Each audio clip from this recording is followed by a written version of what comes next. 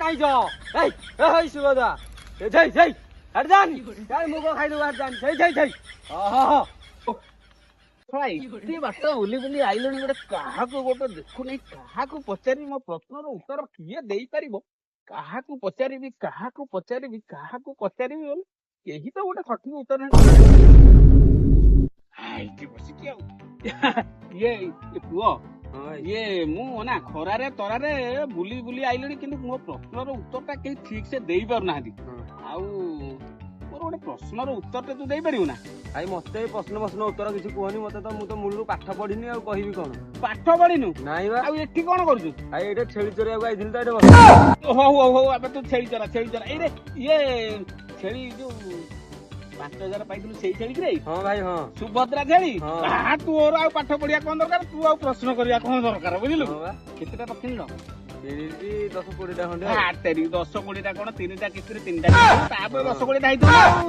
ଆଉ 10-20ଟା ହଉ ପ୍ରଡକ୍ସନ ଚଲା ହେଇଠି ତମର ଲକ୍ଷପତି ହେଇଯିବଣି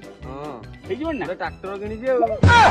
ଟ୍ରାକ୍ଟର ଆଉ ହେଇଠି ଶୁଣୁ ଯାହା ଜଣା ପଡୁଛି ବିକାଶ হবে ଜଳ ଜଳ କରି ଦେଖାଯିବ ଏଇଠି ନେକ୍ସଟ ଯୋଉ କିସ୍ତି ମିଳିବନି ତମର ପୁଅ ହେଲିକପ୍ଟର କିଣିବ ମୁଁ ହେଲିକପ୍ଟର ଗୋଟେ କିଣିଲି ଯାହା ହେଲେ ଗୋଟେ କିଣିଦେବି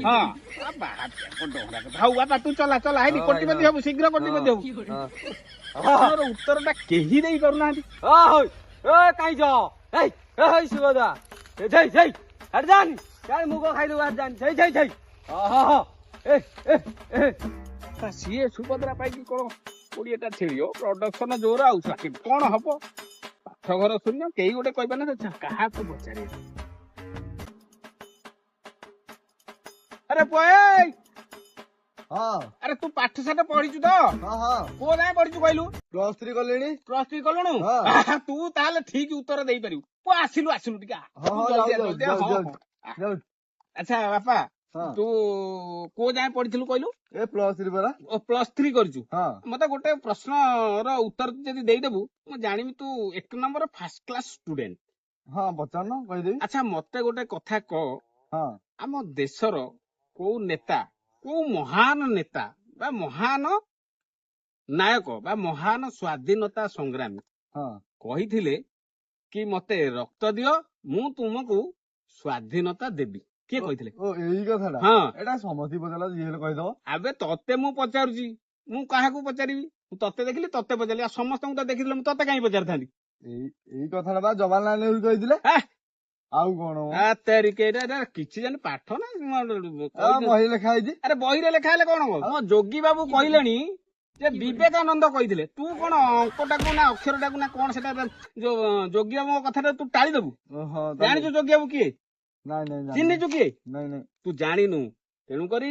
ଯୋଗୀ ବାବୁ ଯାହା କହିବେ ସେଟା ଠିକ ଭାରତୀୟ ଯାତ୍ରା ପାର୍ଟିର ପ୍ରତ୍ୟେକ ନେତା କର୍ମୀ ଅନ୍ଧଭକ୍ତ ଗୋବରାଙ୍ଗ କଣା ଯାହା ଅଛନ୍ତି ସିଏ ଯାହା କହିବେ ସବୁ ଠିକ ଇତିହାସ ଭୁଲି ଯା ଇତିହାସ ନଗର ବିଜ୍ଞାନ ଯାହା ଅଛି ଭୂଗୋଳ ଇତ୍ୟାଦି ଏଗଡମ ମଗଡମ ତଗଡମ ଯାହା ସବୁ ଅଛି ତାକୁ ବାବା ପଛରେ ପକେଇଦେଇ ନହେଲେ ତୁ ପାସ୍ ହେଇପାରିବୁନି ନୂଆ ଇତିହାସ ହବ ହ୍ୱାଟ୍ସଆପ ୟୁନିଭରସିଟିରେ ଏମାନେ ସବୁ ପିଜି କରିକି ଆଏ ବିଏ ମିଏ ସିଏ ସୁଏ ଯାହା ସବୁ ଅଛି ସିଏ ସବୁ କରିକି ଆସିଛନ୍ତି ବୁଝିପାରୁଛୁ ନାଇଁ ତୁ ଜମା ବଦଳେଇବାକୁ ଚେଷ୍ଟା କରନା ତେଣୁକରି ଭାରତୀୟ ଯାତ୍ରା ପାର୍ଟି ଯାହା କହିବ ତମେ ସେୟା କରିବ ସେୟା ଶୁଣିବ ସେୟା ପଢିବ ଆଉ ଯୋଗ୍ୟ ଆଉ କଣ ତୁ ଭାବୁଛୁ କଣ ଗେଲ ଗମାତିଆ ଲୋକ ନା କଣ ସେ ଗୋଟେ ସିଏମ ଯେତେବେଳେ ଏକଥା କହୁଛନ୍ତି ଆମେ ସେଇଟା ଶିଖିବା ଦରକାର ନା ଆମ ଇତିହାସ ମାନେ ଆମ ପୂର୍ବ ପୁରୁଷରେ ଯାହା ଅଛି ଯାହା କହିଥିଲେ ନେତା ମାନେ ସେଇଟା ଶିଖିବା ଦରକାର ଆଉ ଭୀମରାव ଆମ୍ବେଦକରଙ୍କୁ ବଦଳେଇ ଦଉଛନ୍ତି ମହାତ୍ମା ଗାନ୍ଧୀକୁ ବଦଳେଇ ଦଉଛନ୍ତି ବୁଝିପାରୁଛୁ ନା ନାଇଁ ଆଉ ତୁ ଆସୁଛୁ କହିଦଉଛୁ ଇଏ କହିଥିଲେ ସିଏ କହିଥିଲେ କଣ ସିଏ ନୁହଁ ଯୋଗୀ ବାବୁ ଯାହା କହିବେ ସେଇଟା ଫାଇନାଲ ସେଇଟା ଫାଇନାଲ ବୁଝିପାରୁଛୁ ନା ଗେଲ କମା ଭଳିଆ ମୁଁ କହିଥିଲି ମୁଁ କହିଲି